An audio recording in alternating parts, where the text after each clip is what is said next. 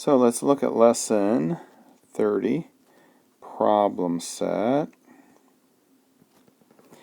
And probably wonder why I write that and then erase it. Well, it helps me when I'm trying to find videos to have that on the screen right away to make sure I'm really recording the right one.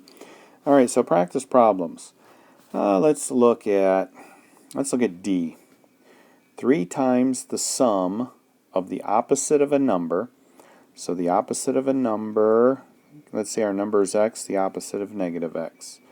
So the sum of a number, opposite of a number, and negative 7.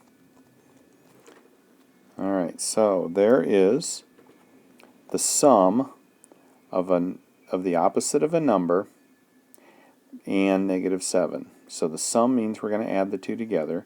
The negative 7 is that number, and this is the opposite. And what are we going to do with that? 3 times that. So I'm going to put a brace there because it's 3 times the whole thing. It is not 3 times just the number. It's 3 times the sum of the opposite of a number and the negative 7. So that's why I did that. Okay, so that just gives you kind of a little bit of heads up on that.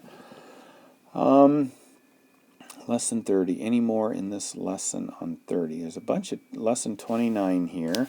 So just to remember what you're doing with those.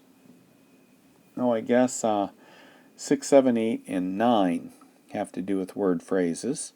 And they don't look any different than the one I just did up here that was part D in the practice. So that looks like that's it for the problem set 30, a pretty short chapter.